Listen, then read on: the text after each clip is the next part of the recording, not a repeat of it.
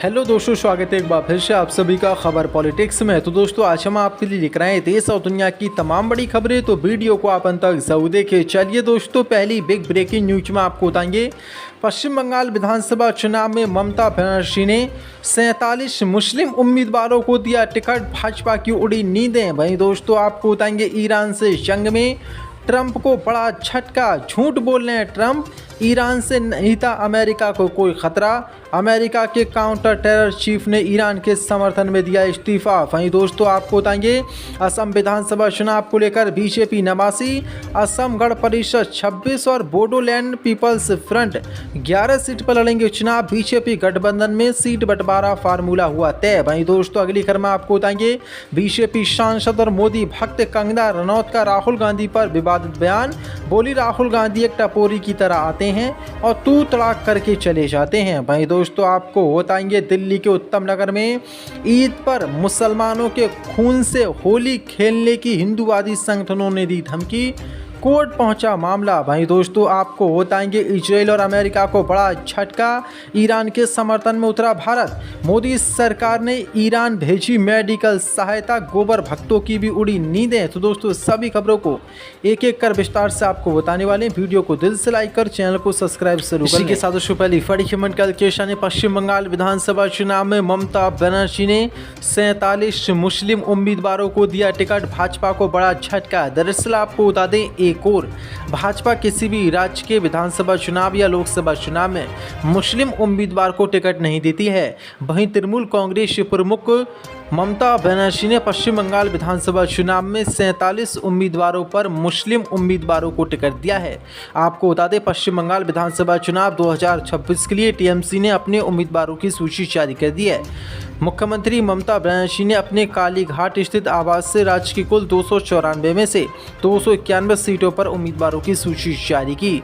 घोषणा की कि 291 सीटों पर टीएमसी चुनाव लड़ेगी, जबकि पिछली बार की तरह दार्जिलिंग पर्वतीय क्षेत्र की 3 सीटें सहयोगी पार्टी अनिल थापा के नेतृत्व वाली भारतीय गोरखा प्रजातांत्रिक मोर्चा के लिए छोड़ी गई हैं। सबसे बड़ी बात यह है कि अब की बार तृणमूल कांग्रेस ने इस बार करीब 74 मौजूदा विधायकों को टिकट नहीं दिया है, जिनमें कई मंत्री भी शामिल हैं। साथ ही 15 विधायकों की सीट भी बदली है। पार्टी ने सामाजिक संतुलन पर जोर देते हुए इस बार 52 महिलाओं को टिकट दिया है, जबकि अनुसूचित जाति एससी से 78 उम्मीदवारों को उतारा है। वहीं अनुसूचित जनजाति एसटी से 17 उम्मीदवारों को ममता ने टिकट दिया है। वहीं मुस्लिम समुदाय से यानी कि मुस्लिम उम्मीदवार 47 ममता दीदी ने उतारे हैं और 47 मुस्लिम कैंडिडेट को अब की बार ममता बनर्जी ने पश्चिम बंगाल में टिकट दिया है, जो कि बीजेपी के लिए बहुत बड़ा झटका है, क्योंकि भाजपा किसी भी राज्य के चुनाव में या लोकसभा चुनाव में मुस्लिम उम्मीदवारों को टिकट नहीं देती है। लेकिन ममता ने अब की बार रिकॉर्ड तोड़ पश्चिम बंगाल में 47 उम्मीदवारों को टिकट दिया है, जिसके बाद भाजपा की नींदें उड़ना तय है। के साथ ईरान से जंग में ट्रंप को पहला बड़ा झटका, कहा झूठ बोल रहे हैं ट्रंप, ईरान से नहीं था अमेरिका को कोई खतरा।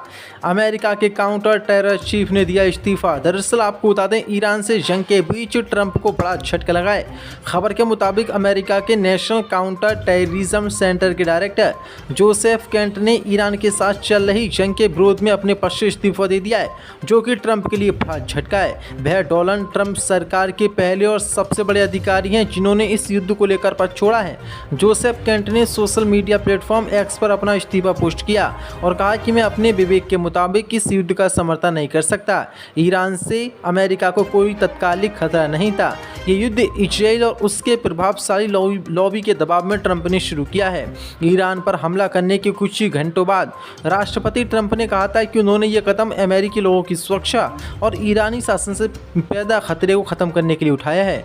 केंट ने अपने इस्तीफे में ट्रंप का यह बयान खारिज करते हुए कहा कि ईरान से अमेरिका को कोई भी खतरा नहीं था, ट्रंप पूरी तरीके से झूठ बोल रहे हैं। ट्रंप ने ये कदम सिर्फ और सिर्फ इजराइल और उसके प्रभावशाली लॉबी के दबाव में उठाया है और ये खुद जाकर वहाँ पर कूदे हैं, इसलिए मैं ट्रंप सरकार में नहीं रहना चाहता। और बड़ा झटका ट्रंप को उन्होंने दिया है और अपने पक्ष से ईरान के समर्थन में इस्तीफा दे दिया है। इसी के साथ चलिए बड़ी खबर कल बीजेपी सांसद कंगना रनौत का राहुल गांधी पर विवाद बयान। बोली राहुल गांधी एक टपोरी की तरह आते हैं और तू तड़ाक करके चले जाते हैं। दरअसल आपको बता दें, भाजपा सांसद और बॉलीवुड अभिनेत्री कंगना रनौत ने एक बार फिर कांग्रेस नेता राहुल गांधी पर विवादित बयान दिया है। कंगना ने राहुल गांधी के संसदीय आचरण पर गंभीर सवाल उठाते हुए उन्हें अपनी बहन प्रियंका गांधी से सीखने की सलाह दी। एक इंटरव्यू के दौरान जब कंगना से नौकर साहू द्वारा राहुल गांधी के व्यवहार पर लिखे गए पत्र के बारे में पूछा गया तो उन्होंने चौंकाने वाला दावा किया। कंगना ने कहा कि सदन में राहुल गांधी का व्यवहार ऐसा होता है कि हम महिला सांसद बहुत अनकंफर्टेबल महसूस करती हैं। कंगना ने आरोप लगाया कि राहुल गांधी टपोरी की तरह पेश आते हैं और किसी से भी तू तड़ा करके बात करते हैं। कंगना के अनुसार जब कोई इंटरव्यू दे रहा होता है तो राहुल गांधी हूटिंग कॉल्स करते हैं जो उनके पद की गरिमा के खिलाफ है।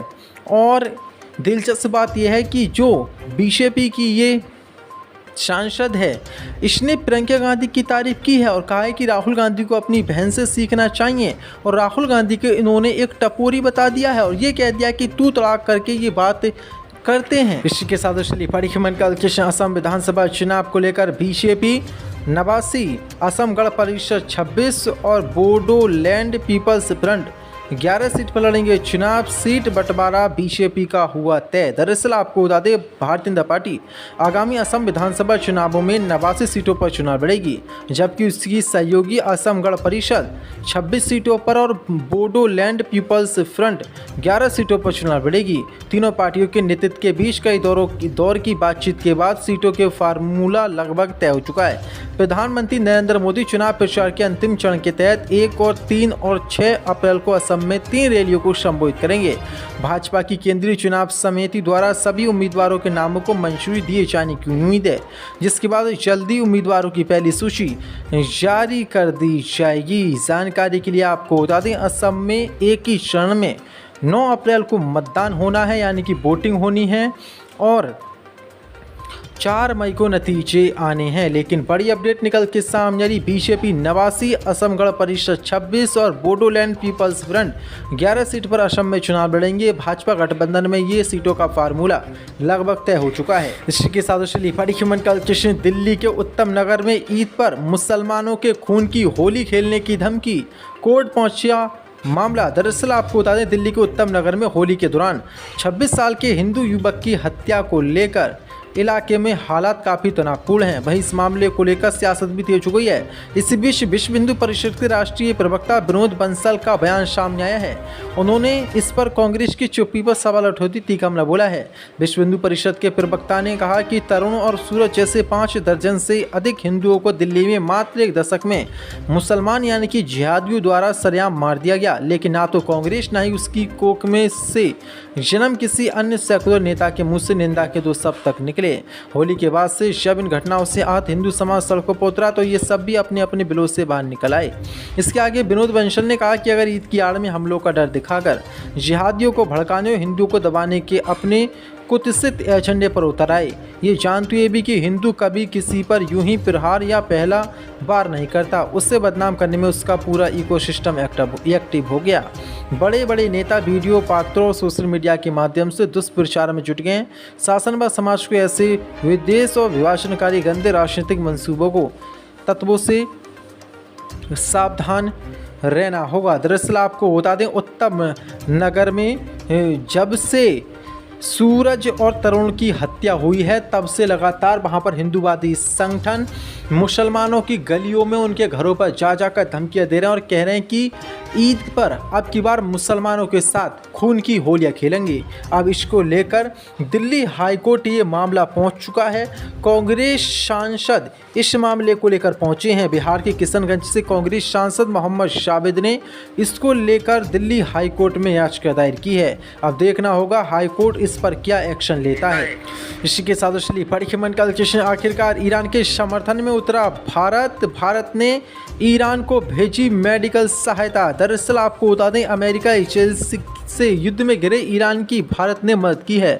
भारत की तरफ से ईरान को चिकित्सा सहायता की पहली खेप ईरानी रेड क्रिप्सेंट सोसाइटी को सौंप दी गई है। इसे लेकर भारत में मौजूद ईरान के दूतावास ने कहा है कि भारत से उसे दवाइयों एवं चिकित्सा उपकरणों की पहली खेप मिली है। इससे चिकित्सकीय मदद को ईरान के रेड क्रिसेंट सोसाइटी को सौंपा गया। इस चिकित्सीय सहायता के लिए ईरान ने भारत के सम्मानित और दयालु लोगों का तहे दिल से शुक्रिया अदा किया है। भारत में ईरान के राजदूत मोहम्मद फतह अली ने कहा कि दिल्ली तेहरान संबंधों को बेहद अहम बताया है और कहा है कि वह भारत को दोस्त देश मानते हैं। उन्होंने कहा कि दोनों देशों के हित समान है, ऐसे में दोनों देशों को एक दूसरे के हितों का ध्यान रखना चाहिए। उन्होंने चिकित्सा सहायता से पहले भारत ने जहाज के मामले में हमारी सचमुच बहुत मदद की और हमारे अनुरोध को स्वीकार किया। और अब बड़ी अपडेट निकल के सामने आ रही है। मोदी सरकार ने ईरान के लिए मेडिकल सहायता भिजवाई है, जो कि इजराइल और अमेरिका के लिए झटका है। और जो हिंदूवादी और गोबर भक्त हैं, जो ईरान के सुप्रीम लीडर खामनेई के मरने पर खुशी मना रहे थे, उनके लिए बड़ा झटका है।